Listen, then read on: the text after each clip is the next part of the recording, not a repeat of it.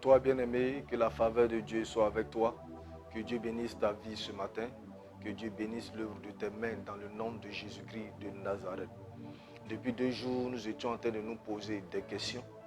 Le premier jour, lundi, nous nous sommes demandé pourquoi les chrétiens ne vivent pas la vérité de Jérémie 29 au verset 11. La Bible déclare que c'est Dieu qui parle. Je connais les projets que j'ai formés pour vous, projets de paix et non de malheur, afin de nous donner un avenir et de l'espérance. Mais beaucoup de chrétiens aujourd'hui ne vivent pas la vérité de ce verset. Et nous avons dit que les choses étaient devenues très difficiles parce que certains, ces démons s'étaient levés contre la création de Dieu et que les choses sont devenues de plus en plus compliquées, les ressources sont devenues très rares, se marier est devenu difficile, avoir du travail est devenu difficile, avoir de l'argent est devenu difficile. Et le deuxième jour, nous avons dit l'une des choses que le chrétien devait comprendre pour pouvoir répondre à cette question, c'était de connaître sa vraie identité.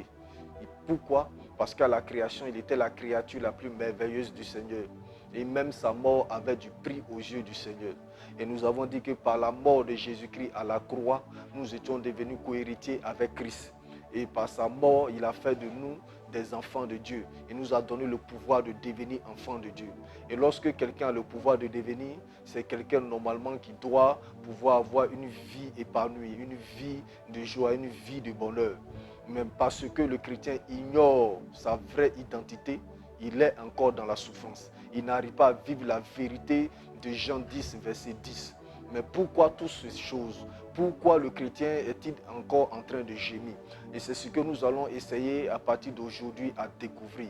Il y a plusieurs facteurs, mais nous allons essayer de relever un facteur qui est devenu criard dans la vie des enfants de Dieu. Et ce matin, nous allons lire notre texte dans Hébreux chapitre 6 au verset 12.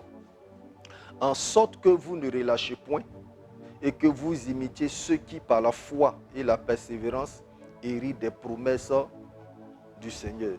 Bien-aimés, beaucoup de choses peuvent expliquer les déconvenues des chrétiens.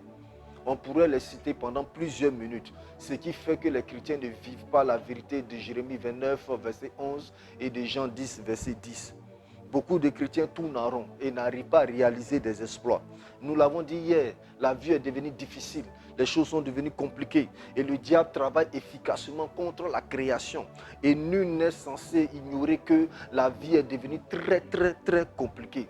Mais bien aimé, l'une des choses que les chrétiens n'arrivent pas à faire, qui fait que les chrétiens vivent beaucoup de choses qui sont contraires à la parole de Dieu, c'est le manque de persévérance. Oui. Bien-aimé, la persévérance, c'est en réalité le fait de continuer un effort jugé difficile, le continuer malgré une opposition. La persévérance, c'est le fait de continuer malgré que les choses contraires sont devant nous, mais nous décidons quand même d'avancer. Bien-aimé, sans persévérance, personne ne peut arriver à destination.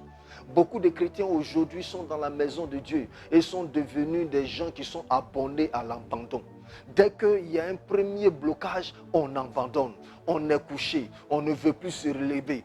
Beaucoup de chrétiens aujourd'hui n'arrivent pas à avancer parce qu'ils manquent de persévérance. Bien-aimé, je suis venu de la part de Dieu ce matin pour te dire, sans persévérance, tu n'arriveras pas à destination. Sans persévérance, tu n'arriveras jamais à dépasser tes limites. Sans persévérance, tu reculeras, mais tu n'avanceras pas. Et ma prière pour toi ce matin, c'est que tu puisses te relever. Toi qui étais couché, toi qui avais déjà abandonné à cause des blocages qui étaient venus devant toi, à cause de ce que Satan et ses démons s'étaient dressés contre toi. Au moins de secousses, tu as déjà abandonné, tu es déjà couché et tu commences à accuser le Seigneur d'être à l'origine de tes problèmes. Bien-aimé, ce matin, je suis venu de la part de Dieu pour te dire que si tu dois arriver à destination, si tu dois dépasser tes limites, si tu dois, arriver au sommet, tu n'as pas le choix, mais tu dois te lever pour persévérer.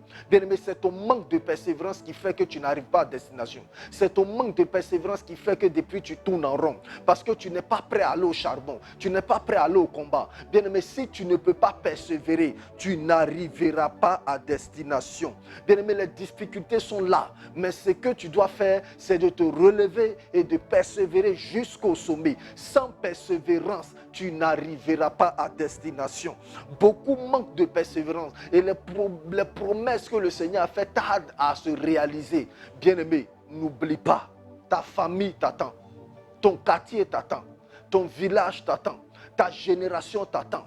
Si tu ne te lèves pas pour persévérer, ta vie va tourner en rond. Si tu ne te lèves pas pour persévérer, tu seras la risée de ta génération. Si tu ne te lèves pas pour persévérer, tu seras la misère. Tu seras la honte de ta famille. Bien-aimé, Dieu ne t'a pas créé pour te déposer sur la terre, pour que tu sois la honte de ta génération. C'est pourquoi tu dois te lever de là où tu es couché, de là où tu as abandonné. Si tu avais abandonné, si tu avais baissé les bras, ce matin, je suis venu de la part de Dieu pour te dire, relève-toi, retrousse tes manches et décide de continuer à avancer. Décide de continuer à persévérer, car sans persévérance, tu n'arriveras jamais au sommet. Et ma prière pour toi ce matin, c'est que le Seigneur te donne la force, c'est que le Seigneur puisse renouveler tes forces, afin que tu puisses arriver à te relever pour persévérer, pour que tu puisses arriver à destination. Tu es né pour le sommet, tu es né pour arriver à destination. Ne reste pas couché, n'abandonne pas, relève-toi, car le Seigneur t'attend. Shalom à toi.